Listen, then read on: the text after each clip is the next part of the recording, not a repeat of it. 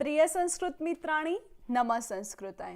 Welcome to fill form YouTube channel and जो CTET KVS NVS TGT PGT PRT 2022 examinations जिसकी preparation यहाँ पे हो रही है, जो कि हमारा पेपर संस्कृत सेकंड पेपर जो है सबका, उसकी तैयारी यहाँ पे हो रही है। तो यहाँ पे क्लास जो है वो जनरल हो रही है और आज का जो क्लास का जो टॉपिक है वो वेदों का रचना काल है। ठीक है, हमने कल से वैदिक साहित्य का जो टॉपिक है वो कवर करवाया है, तो आज से हम वेदों का रचना काल, जो कि वैदिक साहित्य का ही एक पार्ट है। ठीक है, क्लास नंबर हमारी रहेगी 9 और आपको सब इन्फॉर्मेशन यहाँ पे मिल गई है। हमारी जो भी है हमारा जो व्हाट्सएप नंबर है, जो वेबसाइट है, वो सब यहाँ पे आपको प्रोवाइड हो चुकी है। ठीक है, उसके बाद जो ये हमारे TGT PGT का जो टेलीग्राम्स का जो चैनल्स हैं, जो ग्रुप्स बने हुए हैं, वो आपको बता दूं कि जो हमारा फिल फॉर्म का TGT PGT का जो ग्रुप्स है वो बन चुका है, जिसको आप ज्वाइन करोगे तो आपको डेली के डेली जो भी क्लास के लिंक्स हैं वो आपको वहाँ पे मेंशन मिल जाएंगे। ठीक है, तो ये और भी ग्रुप्स हमारा यहाँ पे बना है, फिल फॉर्म का जॉब रिलेटेड है, ये हमारा PGT TGT के रिलेटेड है। तो दोनों को ग्रुप को आप ज्वाइन करना है पहले तो, क्योंकि ज्वाइन करना एक आपका जो बेनिफिट है। तो ज्वाइन करोगे तो आपको टाइम टू टाइम लिंक्स मिलेगी और कुछ भी अपडेट होगी क्लास के रिलेटेड होगी या फिर जो कोई मटेरियल्स होगा वो सब आपको वहाँ पे प्रोवाइड मिल जाएगा। ठीक है, तो आप उसको ज्वाइन कर सकते हो। और जो हमारी जो जॉब रिलेटेड जो है ग्रुप्स, उसमें आप ज्वाइन करोगे तो जॉब के रिलेटेड जो भी निकलती है, जो भर्तियां निकलती हैं, वो सब आपको वहाँ पे प्रोवाइड मिल जाएगा कि कहाँ पे वैकेंसी निकली है, कहाँ पे कौन सी जो सीटें हैं वो खाली हैं, तो आप वहाँ पे अप्लाई कर सकते हो। तो आपके ही लिए दोनों ग्रुप्स बने हुए हैं, वहाँ पे जाके आप फॉलोअप कर सकते हो। ठीक है, और ये जो हमारे फिल फॉर्म की एप्लीकेशन है वो आपको गूगल प्ले स्टोर पर डाउनलोड करने के लिए मिल जाएगी। वहाँ पे आप डाउनलोड करोगे तो उसमें आपको free notes, mock test, old papers, वो सब मटेरियल्स आपको साथ में मिलेगा और साथ ही साथ हमारा 24/7 सपोर्ट मिलेगा। ठीक है, ये आपको बहुत हेल्पफुल होगी, आपकी प्रिपरेशन अच्छी होगी और आपका गोल अचीव होगा। ठीक है, कौन कौन ज्वाइन हो चुका है पहले मुझे एक बार बता लो तो हम देखते हैं। Satakshi ji, Maya Jatava, very good. Abhishek, very good. Good afternoon all, good afternoon सभी को, गुड आफ्टरनून।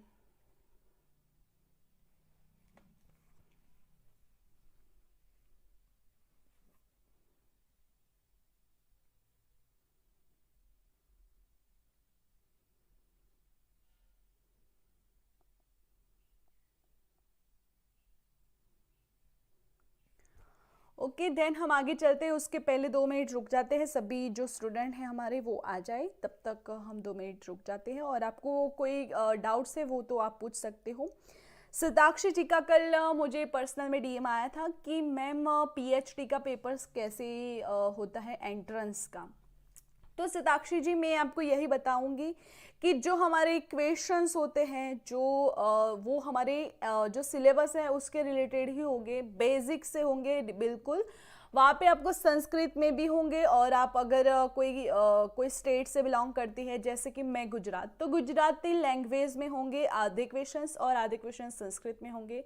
और संस्कृत के जो क्वेश्चंस हैं वो बिल्कुल बेसिक से होंगे कि ऋग्वेद में ये जो मंडल है वो कोई जो सेंटेंस देगा तो उसका जो प्रयुक्त कौन से मंडल में किया गया है, तो आपको सिलेक्ट करना होगा कि ये जो ऋग्वेद का जो मंडल है, 1 से 10 तक के मंडल है, तो ये 9वें मंडल में है, 10वें मंडल, ऐसे आपको सिलेक्ट करना होगा। फिर ऐसा भी क्वेश्चन सूक्त पर भी आएगा कि सूक्त की कोई लाइन दे दी होंगी, तो वो सूक्त की जो लाइन है वो किस सूक्त में आती है, ऋग्वेद के किस सूक्त में आती है, तो आपको पर्टिकुलर एक सूक्त सिलेक्ट करना होगा कि ये पुरुष सूक्त में आती है, ये उषस सूक्त में। ऐसे कुछ ऐसे क्वेश्चंस होते हैं बेसिक से, वेदों के रिलेटेड ही होते हैं। उसके बाद आपका जो पुराण लिपि जो है, लिपि शास्त्र, अभिलेख शास्त्र, उस पर भी काफ़ी क्वेश्चंस आते हैं। क्योंकि जब मैं पीएचडी की एंट्रेंस देने गई थी तब मोस्टली जो पेपर था हमारा वो अभिलेख शिलालेख पर हुआ था कि यशोवर्मन का जो शिलालेख है वो कहाँ पे है, कौन सी लिपि में है, उस पर कौन सी जो संस्कृत है, प्राकृत है, वो सब वहाँ पे पूछे जाते हैं। ठीक है, आई होप आपको क्लियर होगा, मैं आपको जो बोल रही हूँ वो समझ में आ रहा होगा। नहीं, पीएचडी का जो एंट्रेंस एग्जाम होता है वो ऑनलाइन नहीं होता है, वो आपको खुद जाके कोई भी पर्टिकुलर यूनिवर्सिटी में जाके आपको वो देना होता है। ठीक है, वो एक डेट निर्धारित करते हैं, वो ही डेट पर आपको जाके देना होता है। ठीक है, और कोई डाउट है अगर आपके माइंड में तो भी आप पूछ सकते हो।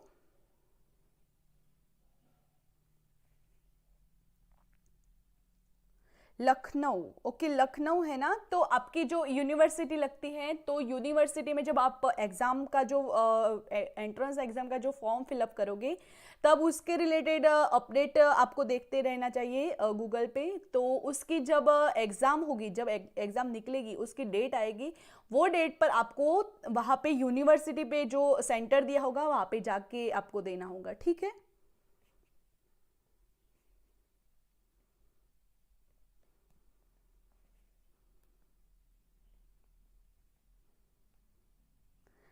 प्रणाम शीतल चौधरी जी, प्रणाम।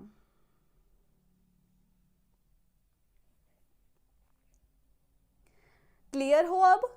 और कोई क्वेश्चन है तो पूछ लो, आप बेझिझक पूछ लो। और यहाँ पे मैंने आपको बताया था कि मैं लाइव क्लास में दूंगी उसका आंसर, क्योंकि काफ़ी स्टूडेंट्स के माइंड में यही होता है क्वेश्चंस कि मैम पीएचडी का एंट्रेंस कैसे देते हैं, ऑनलाइन होता है, ऑफलाइन होता है, उसमें कैसे क्वेश्चंस आते हैं, वो कितने जो क्वेश्चंस हमें सॉल्व करने हैं, ऐसे काफ़ी स्टूडेंट के माइंड में क्वेश्चन होता है। तो ये एक सवाल से सबके क्वेश्चंस जो सबके डाउट्स हैं वो सॉल्व हो जाए, इसीलिए मैंने आपको यहाँ पे रिप्लाई दिया। ठीक है,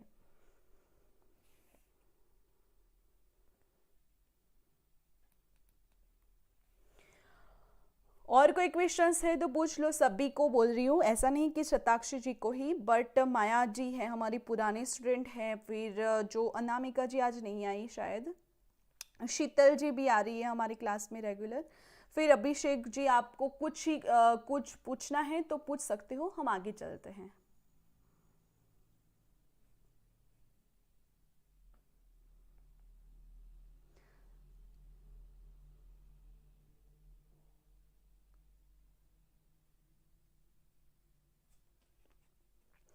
अच्छा, आपका डेट आ गया है जो है वो, ऐसा,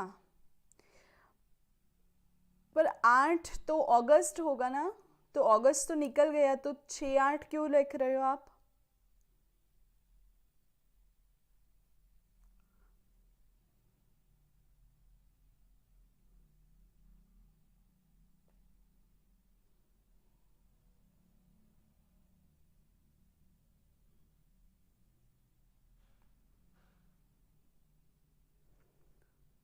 अब तो सितंबर में होंगी ना एग्ज़ाम, तो यहाँ पे आपको 6-9 ऐसी डेट आई होगी ना शायद।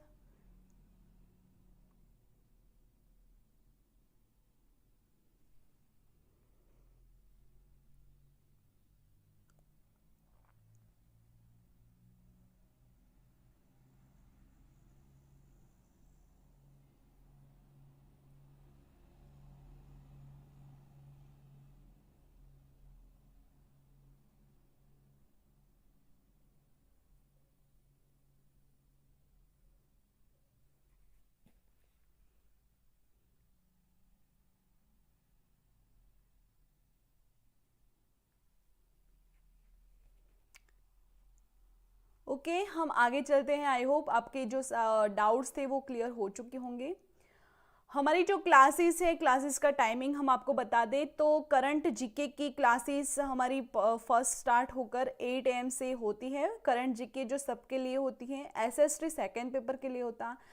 10 AM को मैथ की क्लास होती है, फिर 12 PM को जो जीके की है वो भी सबके लिए है। मैं यहाँ पे जो टिक कर रही हूँ वो आप संस्कृत के लिए स्टूडेंट के लिए है, कि जो एग्ज़ाम्स होती है वो सभी के लिए आपको रहेगी हेल्पफुल। तो जीके लगेगा, मैथ लगेगा, जीके जो है वो लगेगा। फिर यहाँ पे आपको संस्कृत हमारी जो 1 PM को है, फिर 4 PM को रीजनिंग की लगेगी। फिर आपको कंप्यूटर अगर करना है तो आप कर सकते हो, और वैसे तो कंप्यूटर जो CS का पेपर होता है कंप्यूटर साइंस का, उसका भी होता है, पर कंप्यूटर अभी कोई भी एग्जाम्स में आता है तो आप वहाँ पे भी ज्वाइन कर सकते हो। ठीक है, तो इतनी क्लासेस आपको करनी है, तो आप उसका टाइमिंग देख सकते हो अपने अकॉर्डिंग। नमः संस्कृताय अनामिका जी, नमः संस्कृताय। ये क्लासेस जो हमारी है वो 15 अगस्त से स्टार्ट हो चुकी है, और जो सीटेट बैच भी यहाँ पे स्टार्ट हो चुका है उसका भी टाइमिंग ये आप देख सकते हो यहाँ पे। तो संस्कृत आपको लेनी है, मैथ लेनी है,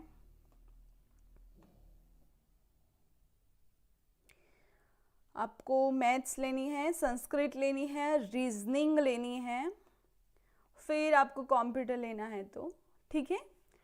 फिर यहाँ पे रीड बैच भी यहाँ पे स्टार्ट हो चुके हैं। जो भी रीड वाले बच्चे हैं वो भी आप अपने अकॉर्डिंग देख सकते हो। यहाँ पे राजस्थान जीके का भी न्यू बैच स्टार्ट हो गया है 12 PM को ही, तो आप उसको भी ज्वाइन कर सकते हो और मैथ को कर सकते हो। ठीक है, यहाँ पे हमारी जो संस्कृत है वो काफ़ी कम स्टूडेंट है इसलिए नहीं है। तो देखते हैं हम आगे। और मोस्ट इम्पोर्टेंट कि ये जो नेट JRF का क्रैश कोर्स, तो क्रैश कोर्स हमारा जो है वो स्टार्ट हो गया है, तो उसमें आपको ज्वाइन करना है। तो लाइव क्लासेस आपको मिलेंगे वहाँ पे, लाइव क्लासेस मिलेंगे, नोट्स PDF मिलेंगे, 100 मॉक टेस्ट मिलेंगे, फिर आपको PYQ पेपर्स मिलेंगे, क्लास के डाउट सॉल्व कराएंगे, और 24/7 हमारा सपोर्ट आपको मिलेगा। ठीक है, क्या कमेंट आ गया?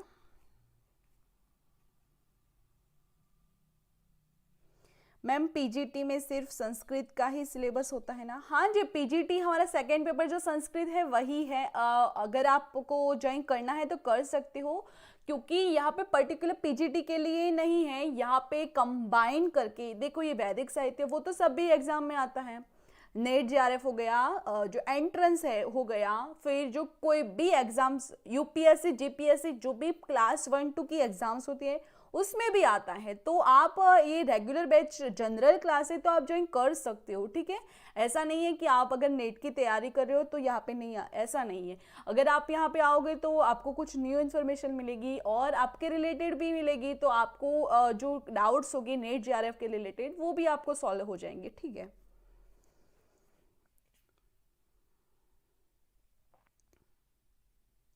मैम क्रैश कोर्स के लिए उसके नोट्स वगैरह कहाँ से मिलेंगे? अनामिका जी, जो आप ये कॉन्टेक्ट नंबर दिया हुआ है हमारा वो ये है कॉन्टेक्ट अस, तो वहाँ पे जाके आप कॉल करोगे तो आपको सब भी इंफॉर्मेशन इसके रिलेटेड डीपली मिल जाएंगी। तो उस पर फ़ोन करके आप पूछ सकते हो कि हमें ये कोर्स ज्वाइन करना है और कैसे करें। शायद माया जी ने कल लिया है, उन्होंने मुझे कल भेजा था स्क्रीनशॉट, है ना माया जी?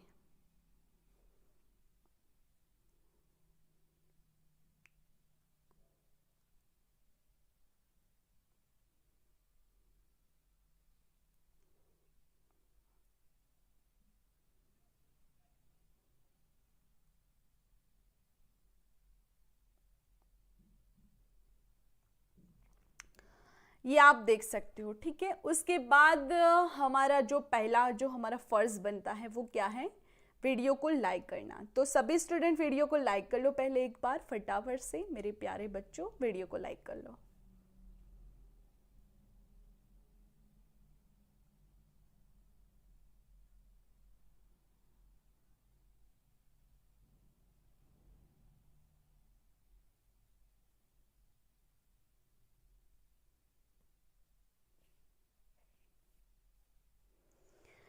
अगर इस चैनल पर नए हो तो सब्सक्राइब कर लो और बेल आइकन को क्लिक करो। तो अगर आप वो सब्सक्राइब और बेल आइकन ऑन करोगे तो आपको जो भी हमारी क्लास होती है उसकी जो लिंक्स होती है, नोटिफिकेशन होती है, वो आपको डेली के डेली टाइम टू टाइम मिल जाएंगी। ठीक है, और शेयर करना अपने फ्रेंड सर्कल में, अगर किसी को कुछ प्रिपरेशन करनी है तो वो उसके लिए हेल्पफुल रहेगी। ठीक है, लेट्स स्टार्ट। रेडी हो आज की क्लास के लिए? एक बार थम कर लो जल्दी से, कितने प्रिपेयर हो सभी? कौन रेडी है आज का क्लास करने के लिए? एक बार थंब सेंड कर लो फटाफट से, पूरा पूरा कमेंट बॉक्स थंब से होना चाहिए।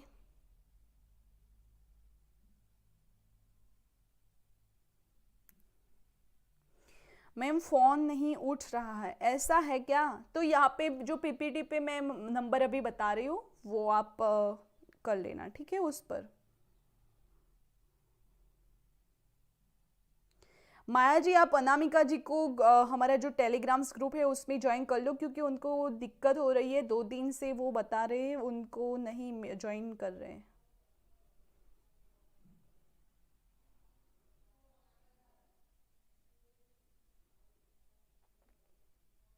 Okay, very good, very good. चलो हम स्टार्ट करते हैं। हमारी लास्ट क्लास क्या हुई थी, एक बार रिमाइंड कराएगा? कौन कराएगा मुझे? लास्ट क्लास हमने कल क्या पढ़ा था, वो कौन रिमाइंड कराने वाला है मुझे? फटाफट से जल्दी बच्चों, फटाफट से, क्योंकि आज का जो कंटेंट है वो रह जाएगा।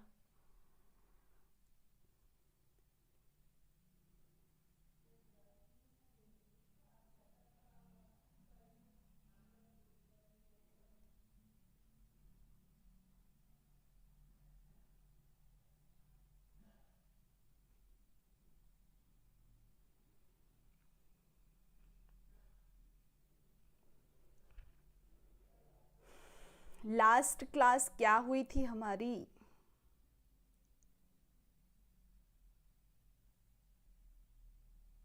वैदिक साहित्य, वेरी गुड। वेदों के जो रचना, वेदों की जो उत्पत्ति है कहाँ से हुई थी?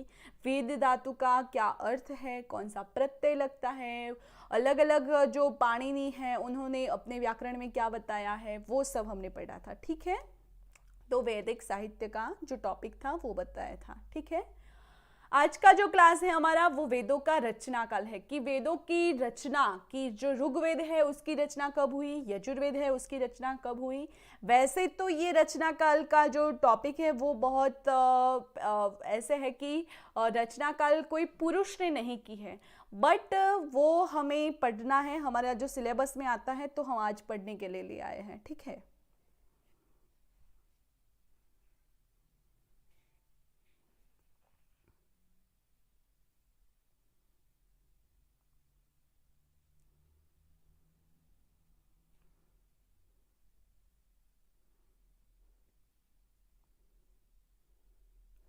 ओके, देन वेदों का जो रचना काल है वो निर्धारित वैदिक वांग्मय की एक जटिल समस्या है। जो समस्या के रूप में मैंने अभी आपको बताया कि वेद अपौरुष है पौरुष है, ये काफ़ी बार बहुत कंफ्यूजन वाला क्वेश्चंस होता है। तो पहले तो मैं ये बता दूं कि जो वैदिक वांग्मय की जो एक जटिल समस्या है वो वेदों का रचना काल है, ठीक है? तो हम पर्टिकुलर एक समय को नहीं बता सकते कि यही समय पर वेदों की रचना हुई होंगी, ठीक है?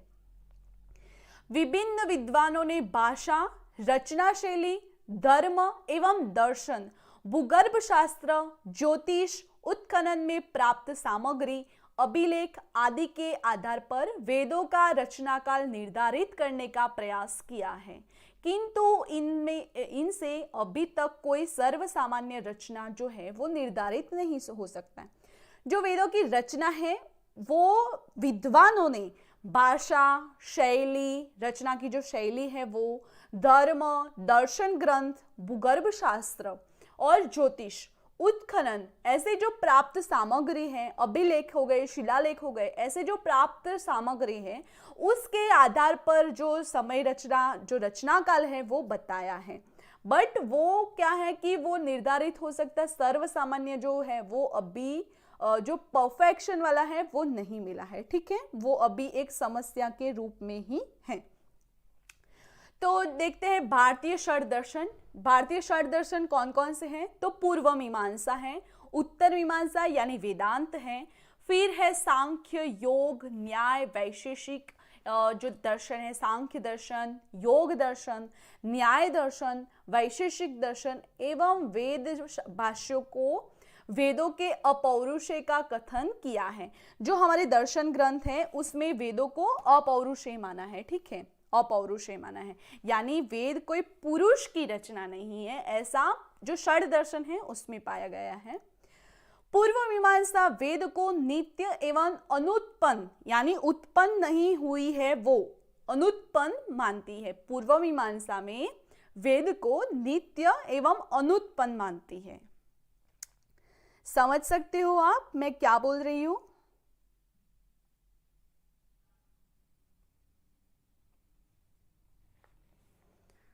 समझ रहे हो सभी?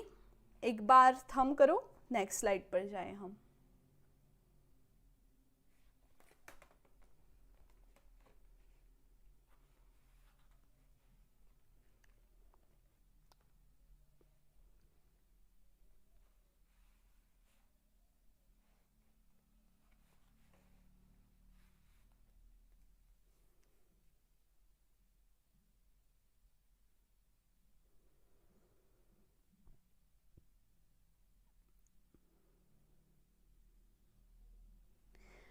देन पाश्चात्य विद्वान जो है उन्होंने भारतीय परंपरागत वेदों के अपौरुषेय सिद्धांत को स्वीकार नहीं करते। जो पाश्चात्य विद्वान हैं वो भारतीय परंपरागत जो वेद के अपौरुषेय है ऐसा सिद्धांत को वो स्वीकार नहीं करते हैं। उनका मानना है कि वेद आर्यों की रचना है। उनका मानना है कि जो आर्यों है उनकी रचना है वेद, मानवकृत है और वो पौरुष है, ऐसा पाश्चात्य विद्वानों का मत है। एतएव अपौरुषेय नहीं है, उसका जो निष्कर्ष निकलता है पाश्चात्य विद्वानों का वो है कि वेद अपौरुषेय नहीं है। और अब मैं बताऊंगी वो पौरुषेय है, ऐसा काफी जो जटिल समस्या है वो मैं बताने वाली हूं आज।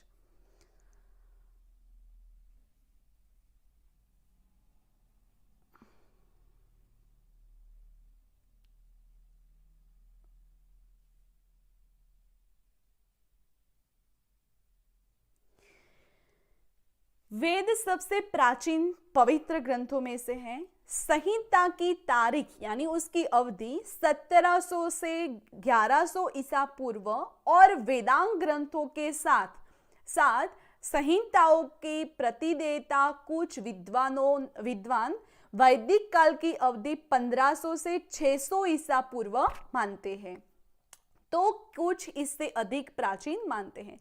तो संहिता के अनुसार यहाँ पे अवधि बताई है कि लगभग 1700 से 1100 ईसा पूर्व के वेदांग ग्रंथों के साथ साथ संहिताओं की जो प्रतिदेयता है वो कुछ विद्वानों के वैदिक काल की अवधि को 1500 से 600 ईसा पूर्व तक की मानते हैं, उसके प्राचीन भी मानते हैं। ठीक है, उसके प्राचीन होती है, उसके बाद की रचना नहीं है, जिसके परिणाम स्वरूप एक वैदिक अवधि होती है जो 1000 ईसा पूर्व से लेकर 200 ईसा पूर्व तक है।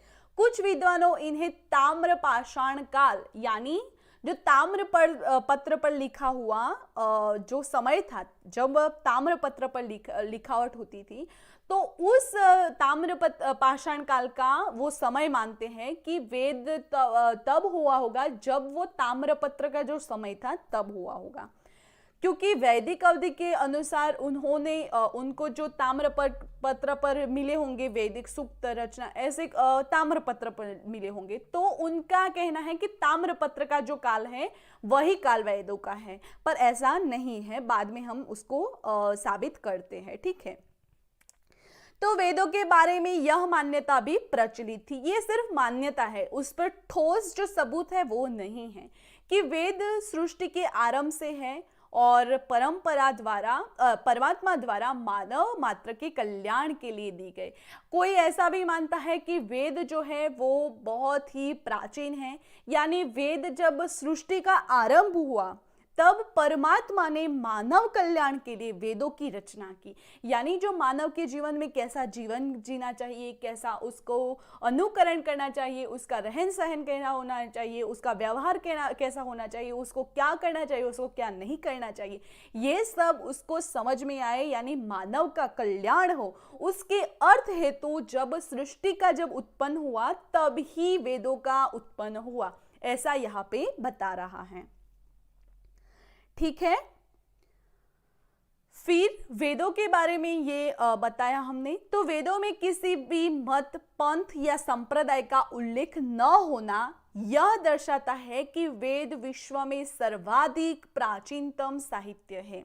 यानी इसका अर्थ होगा कि जो मत है, अनेक नैयायिकों के मत है, सांख्यायिकों के मत है, वेदांतसारियों के मत, ऐसा जो मत है, ऐसे जो पंथ, यानी बोलते हैं कि संप्रदाय काफी हो गए, जो बौद्ध ऐसे जो संप्रदाय है, वो संप्रदाय या पंथ या मत, उसके भी पहले की रचना हमारा वेद है, ऐसा बताया है। क्योंकि वेद में कोई पंथ, मत, संप्रदाय का उल्लेख नहीं मिला है, तो उसका कहना है कि वो उससे भी प्राचीन है।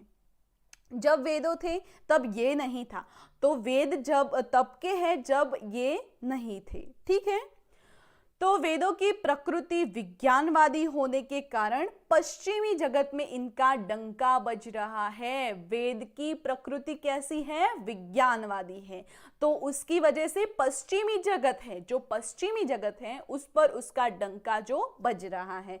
और आपको मैं बता दूं कि जो हमारा ऋग्वेद है, जो हमारे वेद है, संपूर्ण जो वेद है, चारों वेद, तो वेदों में कोई भी ऐसा कार्य नहीं है कि जो बी की रचना है।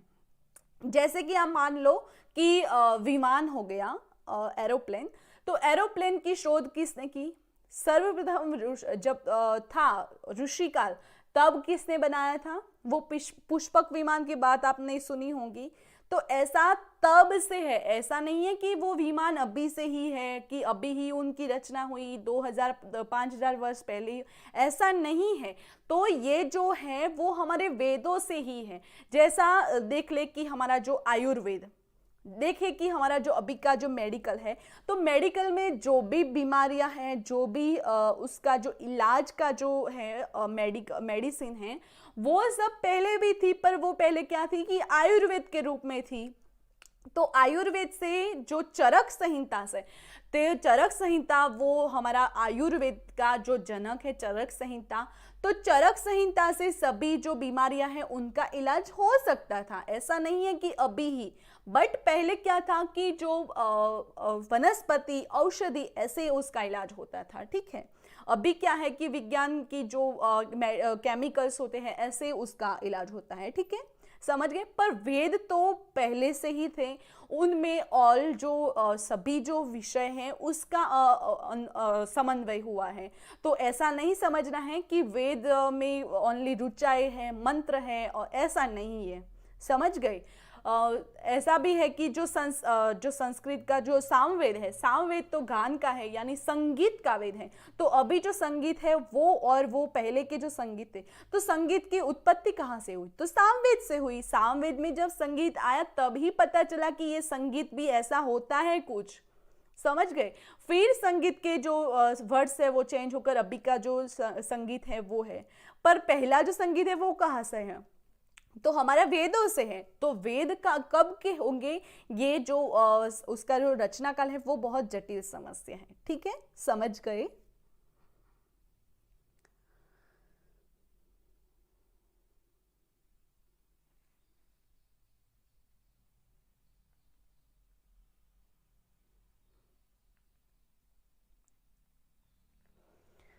उसके बाद है वैदिक काल। तो वैदिक काल में वेद ग्रंथों की रचना के बाद ही अपने चरम पर पहुंचा है। पूरे उत्तरी भारत में विभिन्न शाखाओं की स्थापनाओं के साथ, जो कि ब्राह्मण ग्रंथों के अर्थों के साथ मंत्र संहिताओं को उनके अर्थ की चर्चा करता है। बौद्ध और पाणिनि के काल में भी वेदों का बहुत अध्ययन, अध्यापन का प्रचार था। यह भी प्रामाणिक है। तो प्रामाणिक जब बताते हैं कि वेदों की जो रचना काल है, तो उनका जो रचना काल जो वेदों का है वो तो पाणिनि के समय में भी थी, बौद्ध के समय में थे, तो वो उनके पहले के ही थे। ठीक है, तो वैदिक काल बहुत प्राचीन है।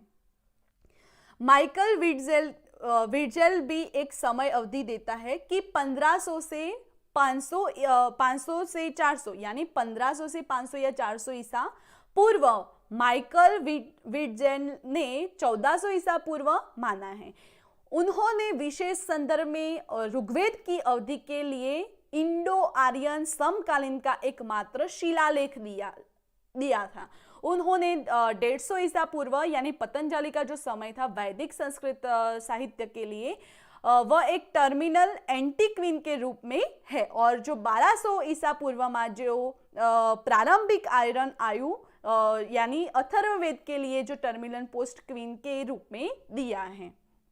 तो माइकल विट्जे जो पाश्चात्य विद्वान है वो उन्होंने भी यहाँ पे अवधि बताई है कि 1500 से 500 या 400 ईसा पूर्व का ये वेदों का समय है, यानी 400 ईसा पूर्व भी माना जाता है। ऐसे उन्होंने अपना मत दिया है। ठीक है, हाउस द जोश, आपका जोश कैसा है? बाद में जो क्लास है वो तो करते ही है, बट इतना जो चलाया हमने वो आपको समझ में आया? आपका जो जोश है संस्कृत पढ़ने का वो कैसा है वो मुझे बताओ। कि हम जो क्लास अभी करा रहे हैं वो मेरे लिए जो मेरे माइंड में जो है कि मैं आपको, यानी जो सभी है जो हमारे व्यू करते हैं हमारे जो वीडियो को, उनको मैं ओनली यही करना चाहूंगी कि हमारी जो देवों की भाषा है, हमारी जो संस्कृत है, हमारी जो प्राचीन भाषा है, उनका उद्भव और विकास हो। ठीक है, मेरा यही मोटिव है कि मैं मेरी जो संस्कृत है, हमारी जो देवों की भाषा है, उनको मैं प्रवहन करूं। ठीक है, तो यही मेरा मोटिव रहेगा पूरी क्लास में। हाई लेवल, वेरी गुड माया जी, वेरी गुड। हाई ही होना चाहिए क्योंकि ये हमें बहुत इंटरेस्ट लगना चाहिए हमारी संस्कृत में। क्यों? हमें गर्व होना चाहिए कि हम हमारी देवों की जो भाषा है संस्कृत, उसको पढ़ रहे हैं। सबकी बात नहीं है ये, सबके बस की बात नहीं है कि संस्कृत पढ़ना। ठीक है,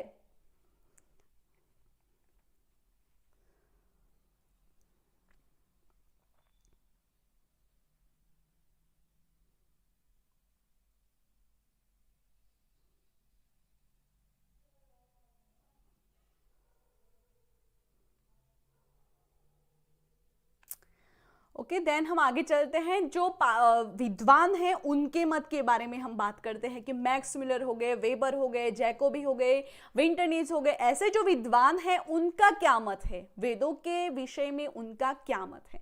तो हम पर्टिकुलर एक एक विद्वानों का मत देखते हैं। उसके पहले आप अगर कुछ क्वेश्चंस हो तो पूछ सकते हो। ठीक है, तो प्रोफेसर मैक्स मिलर ने सन 1859 में स्वर रचित a history of ancient Sanskrit literature में वेदों के काल निर्णय का सर्वप्रथम प्रयास किया था। जब मैक्स मिलर का समय है वो कौन सा है? 1859। तो उसमें उन्होंने जो अपना जो ग्रंथ है a history of ancient Sanskrit literature, उसमें काल निर्णय का सर्वप्रथम रचना काल का जो समय है वो बताने का प्रयास किया था। तो देखते हैं किस विषय पर किया था। तो मैक्स मिलर के अनुसार सर्व प्राचीन ऋग्वेद की रचना 1200 ईसा पूर्व विक्रमांक पूर्व में हुई होगी, क्योंकि विक्रम से लगभग 500 वर्ष पूर्व उदित हुआ बौद्ध धर्म वैदिक वांग्मय की सत्ता को स्वीकार करता है। तो उन्होंने किस आधार पर बोला कि ये यही समय हो सकता है? तो उन्होंने जो विक्रम पूर्व का जो समय है, विक्रम से पूर्व लगभग 500 वर्ष, तो उनका जो समय है वो बौद्ध धर्म का था। तो बौद्ध धर्म में जो वैदिक वांग्मय की जो सत्ता है वो स्वीकार करता था। ठीक है, उसके बाद है कि जो प्रोफेसर मैक्स मिलर ने समग्र वैदिक काल को 4 विभागों में बांटा है। कौन कौन से 4 विभाग हो गए? प्रोफेसर मैक्स मिलर के 4 जो विभाग है वो कौन कौन से हैं? तो पहला है छंद काल, दूसरा है मंत्र काल, तीसरा है ब्राह्मण काल और चौथा है सूत्र काल। ऐसे 4 टाइप्स मैक्स मिलर ने वेदों के जो है वो उसके बताए हैं, वैदिक काल को बताए हैं। ठीक है, ये भी पूछा जाता है काफी बार कि मैक्स मिलर ने वेद को जो वैदिक काल है उसको कितने भागों में बांटा है, ये भी आपको काफी बार पूछा जाता है। तो आपको उसका आंसर देना है कि जो मैक्स मिलर है उन्होंने वैदिक काल को 4 भाग में बांटा है।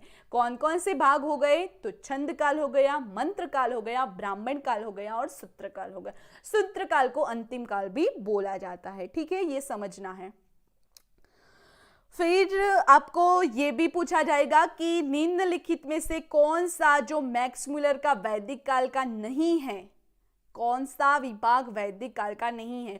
तो 4 दिए होंगे, उसमें 3 सही दिए होंगे और एक गलत दिया होगा, वो आपको सिलेक्ट करना होगा। तो आपको ये सीक्वेंस में याद रखना होगा कि छंद काल हो गया, मंत्र काल हो गया, ब्राह्मण काल हो गया और सूत्र काल हो गया। ऐसे 4 पार्ट्स में डिवाइड किया है, ठीक है।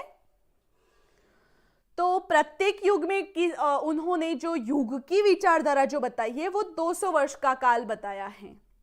छंद काल और मंत्र काल के 200 बीच में जो 200 वर्ष का समय, उसके बाद जो मंत्र काल और ब्राह्मण काल उसमें भी 200 समय, उसके बाद ब्राह्मण और सूत्र और अंतिम काल भी बोल सकते, तो उनके बीच के भी 200 काल, ऐसा 2 बताया है, ठीक है।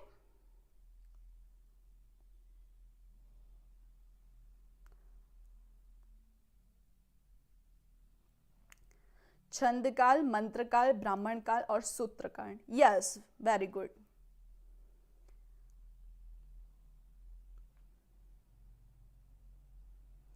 ओके, देन हम आगे चलते हैं, वो जो 4 काल थे उनके विषय में बात करते थे। तो सूत्र काल जो है वो उसका जो समय अवधि है वो 600 ईसा से 200 ईसा पूर्व तक की है। सूत्र काल की जो है वो 600 से 200। उसके बाद ब्राह्मण काल की है तो 800 से 600। उसके बाद मंत्र काल है वो 1000 से 800। फिर छंद काल का जो समय अवधि है वो 1200 से 1000। ऐसे 200-200 का गैपिंग करके हुए ये 4 विभागों में डिवाइड किया है। समझ गए सभी?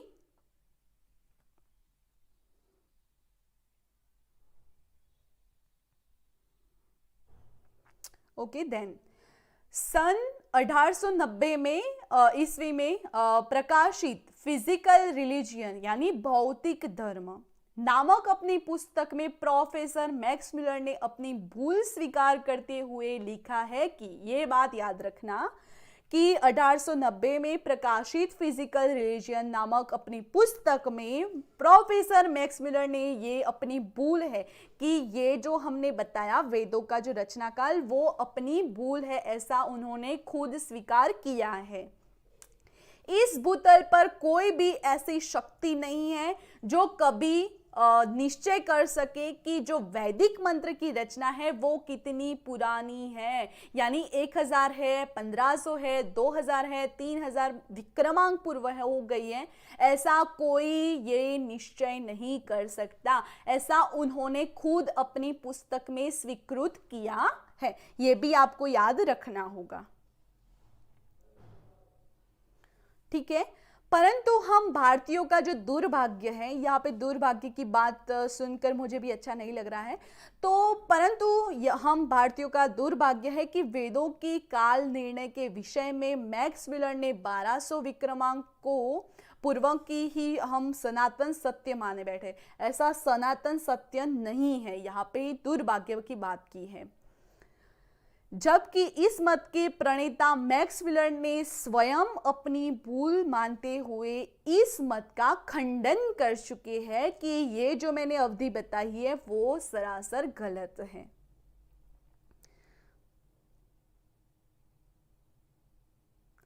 ठीक है, समझ गए? प्रोफेसर मैक्स मिलर का मत समझ गए? उसके बाद हम आगे चलते हैं, हमारे आगे के जो विद्वान हैं उनका मत देखते हैं। थंब कर लो, अगर समझ गए हो तो थंब कर लो।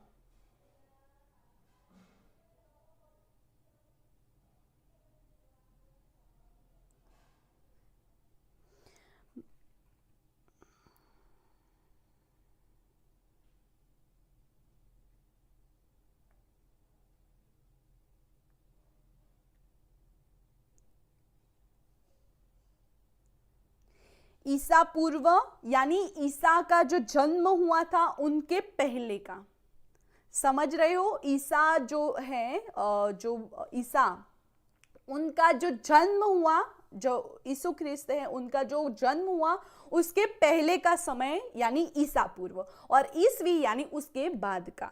ठीक है,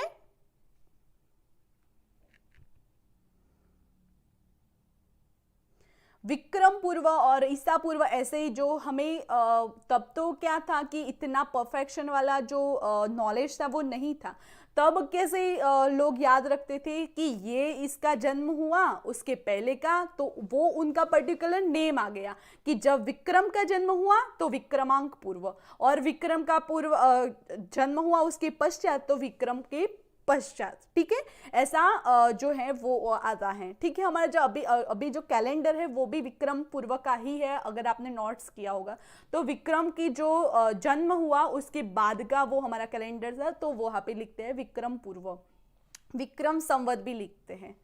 ठीक है, समझ गए? अब शीतल जी आपका डाउट्स जो है वो क्लियर है?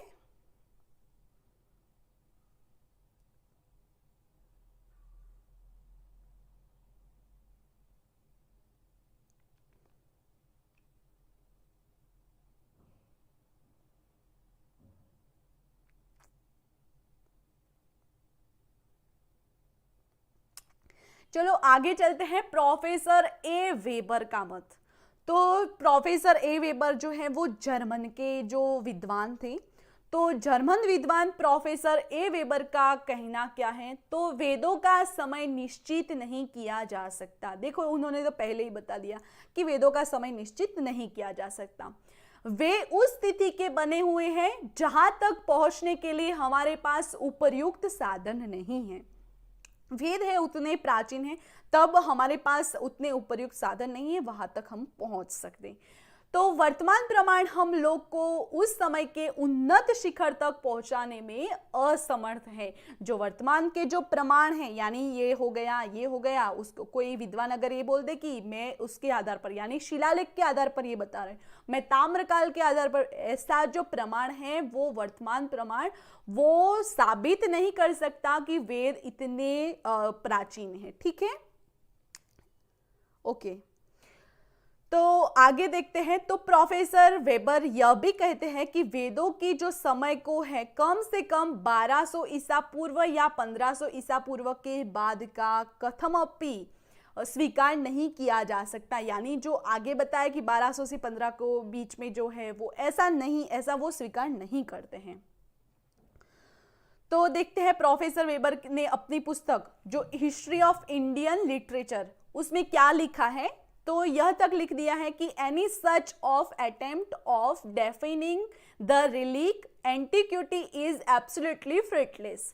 यानी वेदों का जो काल निर्धारण है वो प्रयत्न करना ही सर्वथा बेकार है, यानी प्रयत्न ही नहीं करना चाहिए, क्योंकि वेद कितनी प्राचीन है वो कोई साबित ही नहीं कर सकता है, तो ऐसा प्रयत्न करना ही बेकार है। ऐसे प्रोफेसर वेबर ने लिखा हुआ है। ठीक है, जो जर्मन के विद्वान हैं।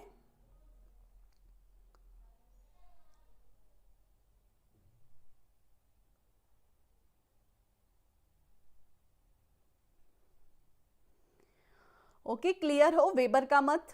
आगे देखते हैं हम जैकोबी का मत, डॉक्टर जैकोबी का मत।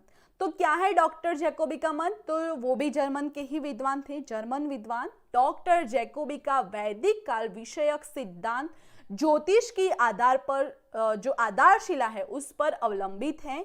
यानी जैकोबी का मत किस पर अवलंबित है, तो उनका जो सिद्धांत है वो ज्योतिष की आधारशिला पर, यानी वो ज्योतिष यानी ग्रहों नक्षत्रों उनकी गतियों के आधार पर वो बताते हैं कि जो बाल गंगाधर तिलक के जो मत है उनसे मिलता जुलता है। जो बाल गंगाधर तिलक है वो भी ज्योतिष के आधार पर ही उन्होंने अपना मत दिया था। तो डॉक्टर जैकोबी ने कृतिका और बसंत पांत, तो जो बाल गंगाधर तिलक है उन्होंने भी जो रचनाएं हैं बसंत, ऐसे जो हमारी ऋतुएं हैं उनके आधार पर, ग्रह के आधार पर, नक्षत्र के आधार पर ऐसे उन्होंने बताया था। तो वो जैकोबी भी यही कहते हैं कि जो हमारा जो कृतिका और बसंत पात है वो दोनों के आधार पर वेद मंत्रों का रचना काल शायद 4590 ईसा पूर्व तथा ब्राह्मण ग्रंथों का रचना काल 2500 ईसा पूर्व के पश्चात स्वीकार किया गया है, ऐसा डॉक्टर जैकोबी का कहना है। इस प्रकार संक्षिप्त में जैकोबी या याकोबी भी ये एक ही है। तो इस प्रकार संक्षिप्त में याकोबी के अनुसार 4500 ईसा पूर्व से 3000 ईसा पूर्व ऋग्वेद का रचना काल है तथा 3000 ईसा पूर्व से 2000 ईसा पूर्व तक ब्राह्मणों का रचना काल है, ऐसा जैकोबी यानी याकोबी का कहना है। ठीक है, समझ गए तो थंब कर लो। History of Indian literature, yes, उनकी जो पुस्तक थी वो उसका नाम है हिस्ट्री ऑफ इंडियन लिटरेचर।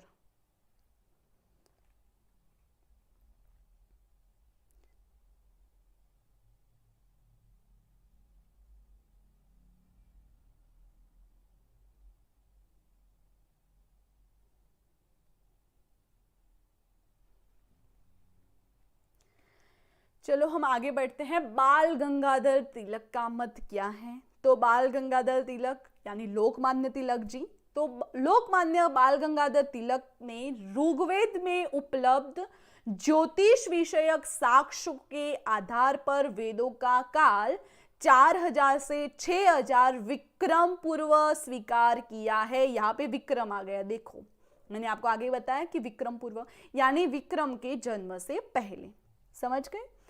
तो 4000 से 6000 विक्रम पूर्व का स्वीकार किया है। तो तिलक जी ने वैदिक काल को 4 विभागों में बांटा है। कौन कौन से 4 विभाग? अदिति काल, मृगशिला काल, कृतिक काल और अंतिम काल, ऐसे 4 पार्ट्स में बाल गंगाधर तिलक ने अपने जो मत है उसको डिवाइड किया है।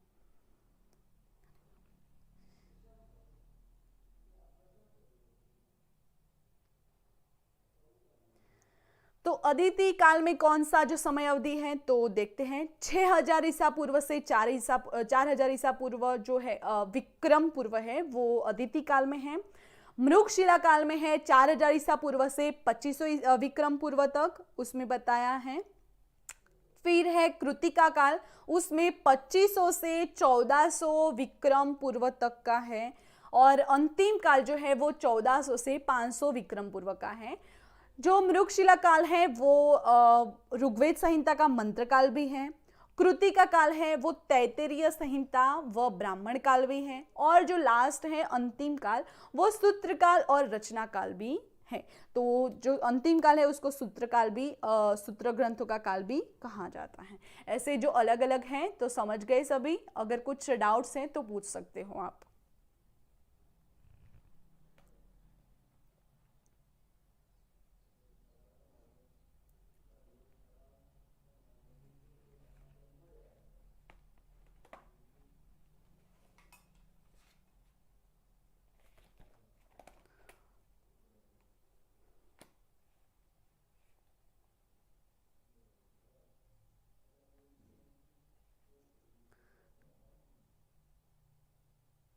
यस, विक्रम पूर्व का है। ओके, लोकमान्य तिलक जी ने ओरायन अपना जो ग्रंथ है ओरायन, तो उसमें पाश्चात्य लिखे गए जो अपने ग्रंथ हैं ओरायन के पश्चात लिखे गए जो ग्रंथ हैं Arctic home in the Vedas, ऐसा जो अपना जो गल है उस ग्रंथ है उसमें उन्होंने बताया है कि वेद काल को 4000 ईसा पूर्व बताया है। तो 4000 ईसा पूर्व का वो यहाँ पे वेदकाल बताया है। उन्होंने विज्ञान तथा ज्योतिष के आधार पर यह सिद्ध किया कि भारत में आने से पूर्व आर्य लोग उत्तरी ध्रुव में रहते थे और वहां पर वैदिक धर्म को ही मानते थे। जो आर्य लोग हैं, आर्यो हैं, जो हमारे यहाँ पे भारत इंडिया पर हमारे राज करा है आर्यों ने, तो जो आर्य जो लोग हैं उन्होंने उत्तरी ध्रुव में रहते थे और उन्होंने वहां पर कौन सी जो धर्म का वहन किया था, तो वैदिक धर्म का। तो उन्होंने यहाँ पे बताया है कि जो आर्य है, जब पूर्व भारत में जब पूर्व में आर्य लोग आए थे तो उन्होंने भी वैदिक धर्म का जो प्रचारण है वो किया था। ठीक है, उसके बाद है विंटरनिट्ज का मत। तो विंटरनिट्ज का मत क्या है तो देखते हैं। विंटरनिट्ज ने ब्राह्मण ग्रंथों, पाणिनीय व्याकरण की संस्कृत भाषा तथा अशोक के शिलालेखों की जो भाषा है, इन सब का वैदिक भाषा से साम्य को ध्यान में रखते हुए ऋग्वेद का काल जैकोबी तथा तिलक द्वारा जो निर्धारित तिथि है जो 4500 से 6000 ईसा पूर्व है उसके बीच का ही स्वीकार करते थे विंटरनिट्स। ठीक है, विंटरनिट्स किसके आधार पर करते थे? तो ब्राह्मण ग्रंथों, पाणिनि व्याकरण, संस्कृत के जो भाषा है उसके, पाणिनि व्याकरण की जो संस्कृत भाषा है उस पर, फिर अशोक के जो शिलालेख हैं उस सब समन्वय करके हुए, साम्य रखते हुए उन्होंने जैकोबी और तिलक के मत को स्वीकार किया है। ठीक है,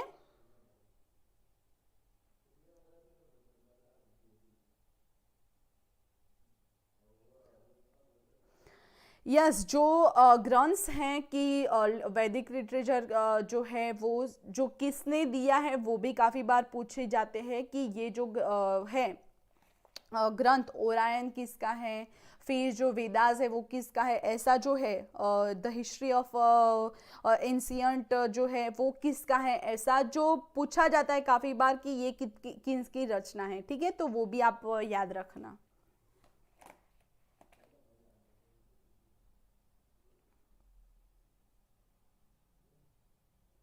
वहन किया, यस, वहन किया था आर्यों ने। उसके बाद है भारतीय परंपरागत विचार। भारतीय परंपरागत विचार क्या है? वेद के बारे में भारतीयों का क्या कहना है ये बता रहा है यहाँ पे। तो भारतीय परंपरावादी विद्वानों के मत अनुसार वेदों का काल निर्धारण करना एक मूर्खता ही नहीं बल्कि असंभव है। यानी मूर्खता तो है ही अगर आप उस पर करने बैठो कि वेद कितने प्राचीन है, ऐसा वो तो मूर्खता ही है, पर वो मूर्खता के साथ साथ वो असंभव भी है कि वो किए ही नहीं जाएगी, ऐसा उसका कोई प्रमाणित साक्ष्य ही नहीं मिलेगा। तो ऐसा जो है भारतीय परंपरावादी विद्वानों का मत है। और भारतीय परंपरागत विद्वानों का विचार है कि वेद नित्य है। वेद क्या है? नित्य है। और सृष्टि के प्रारंभ से ही वेदों का आविर्भाव हुआ है। जब सृष्टि का उत्पन्न हुआ तब से ही वेदों का आविर्भाव हुआ था, ऐसा किसका मानना है? भारतीय परंपरागत विद्वानों का। ऋग्वेद का जो पुरुष सूक्त है उसमें वेदों की उत्पत्ति के लिए स्वयं प्रमाण है। जो पुरुष सूक्त है ऋग्वेद में, ऋग्वेद है उसमें सूक्त है, आप सभी को पता है, पुरुष सूक्त है, उषस सूक्त है, नासदीय सूक्त, ऐसे जो सूक्त है वो सूक्त में पर्टिकुलर पुरुष सूक्त में ये बात कही है कि जो वेद है वो उसकी रचना नित्य है और उसकी रचना के विषय में आप बात ही नहीं कर सकते। यानी क्या लिखा है सूक्त में, क्या है पंक्ति, तो देखते हैं। तस्मात् यज्ञात् सर्वहुतः रुचः सामानि जग्निरे छंदासी जग्निरे तस्मात् यजुस्माद जायत। यानी जो जिसमें सब कुछ होम हो गया है, यानी जो भी है वो सब होम हो गया है हवन में, तो वो होम होकर जो है वो यज्ञ में जो रुचाए हैं, साम की उत्पन्न जो रुच हुआ, साम हुआ, जो सब उत्पन्न हुए, होम होकर जो उत्पन्न हुआ, जो होमा गया उससे जो उत्पन्न हुआ रुच और साम जो उत्पन्न हुए, उससे छंद उत्पन्न हुए और उससे जो यजुष उत्पन्न हुआ, वो सब बहुत ही प्राचीन है, आपके बस की बात ही नहीं है, आप बात ही नहीं कर सकते, ऐसा उसमें लिख ही लिया है। ठीक है, तो ऋग्वेद का जो पुरुष सूक्त है उसमें ये बात बताई गई है। तो भारतीय मत में क्या है? तो भारतीय मत में जिन परमात्मा के सृष्टि की उत्पत्ति की उसी ने सृष्टि के पूर्व वेदों की रचना की होगी, इसीलिए वेद अपौरुषेय हैं। तो भारतीय मत पर्टिकुलर एक क्या हो गया कि परमात्मा ने जब सृष्टि की उत्पन्न की होगी, जब सृष्टि की रचना परमात्मा यानी ब्रह्मा जी ने की होगी, तब ही सृष्टि के उत्पन्न होने से पहले वेदों की रचना की होगी। ठीक है, वेदों की रचना अपौरुष है, यानी कोई पुरुष की रचना नहीं है, कोई पर्टिकुलर पुरुष की रचना नहीं है, यानी वो परमात्मा की रचना है, इसीलिए वेद अपौरुष है। ये बात सर्व सनातन सत्य है। भारतीय परंपरावादी विद्वानों का कहना है कि सृष्टि का कर्ता विधाता ने सृष्टि उत्पत्ति के पूर्व जिस विचारधारा की सर्वप्रथम कल्पना अपनी बुद्धि में की वही अमरा या वेद है। यानी ब्रह्मा जी ने जब सृष्टि उत्पन्न करने का विचार किया, तब उसके पूर्व उनके माइंड में जो विचारधारा आई कि सर्वप्रथम जो कल्पना थी वो उनकी बुद्धि में, वो है हमारे वेद। यानी वेद कोई पर्टिकुलर की रचना नहीं है, कोई किसी का मत नहीं है, किसी का कहना ये है कि जो ये काल है वो कोई नहीं है, वेद अपौरुष ही है, ऐसा सत्य सनातन सत्य है। ठीक है, ये आपको याद रखना होगा। तो जो ब्रह्मा जी हैं सृष्टि के कर्ता, उन्होंने सृष्टि की उत्पत्ति करने से पहले अपने माइंड में जो विचार किया होगा वो है वेद। सिंपल सी डेफिनेशन है, वो आपको क्लियर होगी। क्लियर है तो आप थंब सेंड कर सकते हो। यस, ब्राह्मण ग्रंथ, पाणिनि व्याकरण और संस्कृत भाषाओं तथा अशोक के शिलालेखों होगी भाषाओं वैदिक भाषाओं में शामिल कर इसकी तिथि का निर्धारण 4500 से 6000 ईसा पूर्व के बीच स्वीकार किया है। हाँ, पर वो पर्टिकुलर उनका ही मत था। ऐसा जो लास्ट में जब उनका जो बेसिक्स जो निष्कर्ष निकलता है वो क्या है कि वेद अपौरुष हैं, यानी किसी की रचना नहीं है। जब सृष्टि की रचना की होगी ब्रह्मा जी ने, तब उनके माइंड में जो क्वेश्चन आया होगा कि ये मानव जब सृष्टि पर जाएगी तो वहां पे जाके क्या करेगी, किस आधार पर अपना जो जीवन है वो व्यतीत करेंगे, उनका आचार विचार व्यवहार कैसा होना चाहिए, वो उनका रहन सहन कहना है ना कैसा होना चाहिए, उनको क्या करना चाहिए, क्या कार्य करना चाहिए, क्या पढ़ना चाहिए, क्या नहीं करना, वो सब जो बताया है वो हमारे वेद हैं। यानी उनके माइंड में जो बना वो हमारा वेद है, ऐसा लास्ट में उसका निष्कर्ष है। ठीक है, समझ गए? ओके, तो निष्कर्ष देखते हैं हम। यदि निष्कर्ष देखें तो उपरोक्त तर्कों तथा मतों के आलोक में यह निश्चित रूप से कहा जा सकता है कि ऋग्वेद की रचना के कालानुक्रम का वास्तविक व सटीक जानकारी कर पाना मुश्किल है। ये आपको ध्यान रखना हो। किंतु उक्त मतों के अनुसार यदि बात करें तो ऋग्वेद की जो रचना है वो 1800 ईसा पूर्व से 1200 ईसा पूर्व के मध्य माना जाता है। यदि इस तिथि को और संभवित करें तो इसे 1500 ईसा पूर्व से 1200 ईसा पूर्व के अंतर्गत रखा जा सकता है। किंतु ज्ञातव्य है कि 1000 ईसा पूर्व से आसपास ऋग्वेद संहिता में कुछ महत्वपूर्ण सुधार हुए।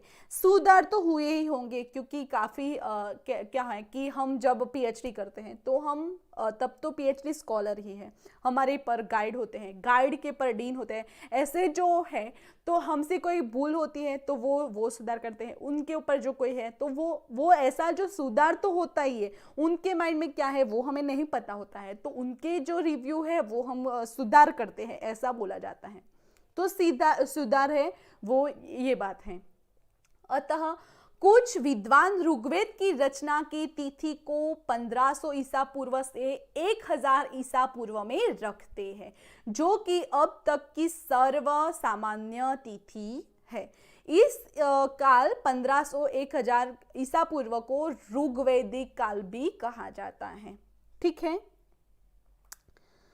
उसके बाद है प्रमुख विद्वानों के अनुसार वेदकाल। ये टेबल के थ्रू मैं आपको बता दूंगी कि जो और भी जो विद्वान हैं उनका मत क्या है, किस आधार पर है, और रचना काल का समय क्या है, समय अवधि, उनका आधार क्या है, उनका प्रमाणित साक्ष्य क्या है और किनका मत है, ये हम देखते हैं। ठीक है,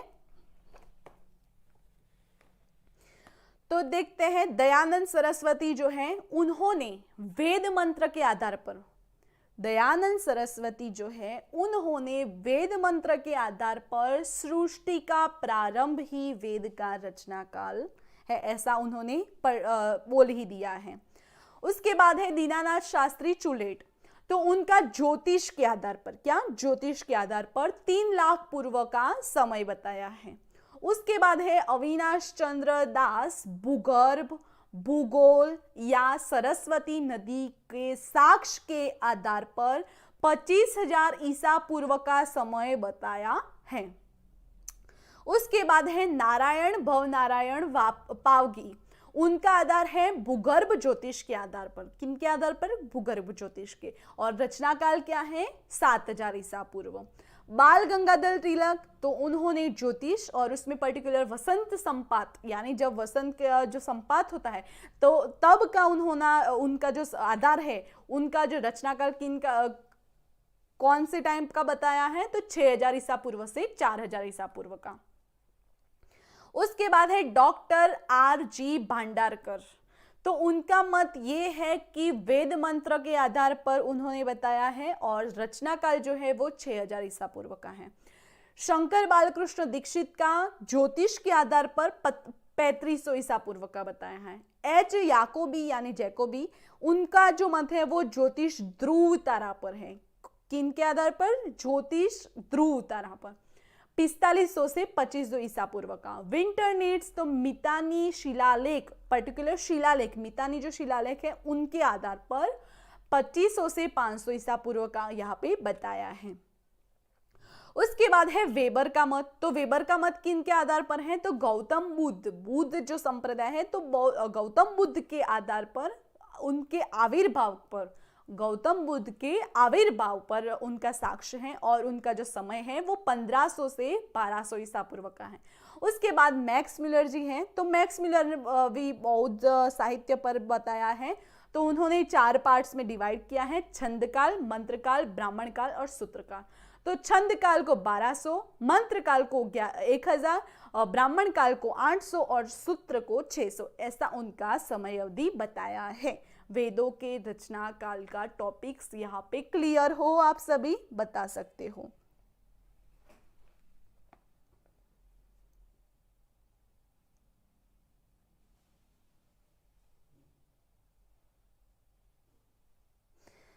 इसका स्क्रीनशॉट अगर आप लेना चाहते हो तो ले लो, एक ही जो स्लाइड है उसमें सभी टॉपिक्स हैं, तो आप इसका स्क्रीनशॉट ले सकते हो, ठीक है।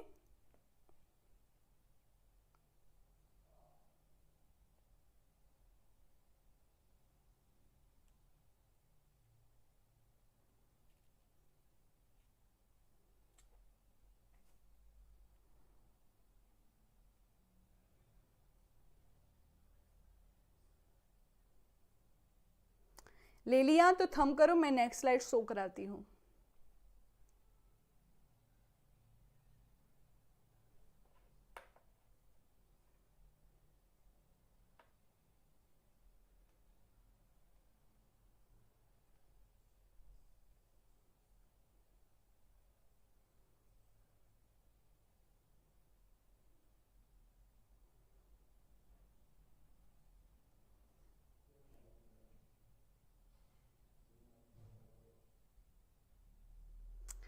ओके अंकिता जी, ओके, तो ये भी आप स्क्रीनशॉट ले लो। तो दोनों के दोनों आप राइट डाउन भी कर सकते हो। रचना काल का टॉपिक आपको कोई भी एग्जाम के लिए ये क्लियर हो गया कि वेद अपौरुषेय है, किंतु अगर जो बताए हैं मैक्स मिलर के, वेबर ने, याकोबी ने, विंटर ने, ऐसे जो विद्वान उन्होंने बताए हैं, तो किस आधार पर बताए हैं और कौन सा समय बताया, एक ही आप यहाँ से अपना जो क्वेश्चन है वो सॉल्व कर सकते हो, ठीक है। तो ये आप ले लो।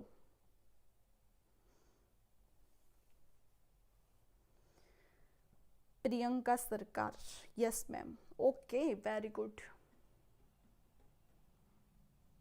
टाइम हमारा हो गया है, पर स्टार्टिंग में आप नहीं थे तो हम थोड़े लेट हो गए, कोई ना। ओके देन नेक्स्ट क्लास क्या होगी हमारी, वैदिक साहित्य पर ही होगी। वैदिक साहित्य का विभाजन कैसे हुआ, कितने पार्ट्स में हुआ, रुचाएं, मंत्र, संहिताएं जो कैसे हुई उत्पन्न, कौन से डिवाइस हुए, वो सब हम कल करवाएंगे। ठीक है, तो तब तक के लिए ये जो हमने आज पढ़ाया वो आप प्रिपेयर करना अच्छे से, और सभी एग्जाम के लिए आप प्रिपरेशन अच्छे से कर सकते हो, और अपने खुद के नोट्स बना लेना। ठीक है, ये मोस्ट इंपॉर्टेंट बात है। फीडबैक, अगर आपको क्लास कैसा लगा और कोई डाउट्स है क्लास के रिलेटेड, अगर आपको कोई डाउट्स है तो आप फीडबैक में कमेंट्स बॉक्स में कर सकते हो। और यहाँ पे हमारा टाइमिंग बताया हुआ है, टाइम आप अपने अकॉर्डिंग देख सकते हो, अपनी जो क्लास है उसमें ज्वाइन कर सकते हो। फॉर मोर इन्फॉर्मेशन के लिए सारे सोशल मीडिया अकाउंट्स हमारे फिलअप फॉर्म के यहाँ पे दिए हुए हैं, वहाँ पे जाके आप फॉलो अप कर सकते हो। और आज के लिए इतना ही। Thank you for watching this video. Have a nice day, take care, bye all students. नमः संस्कृताय।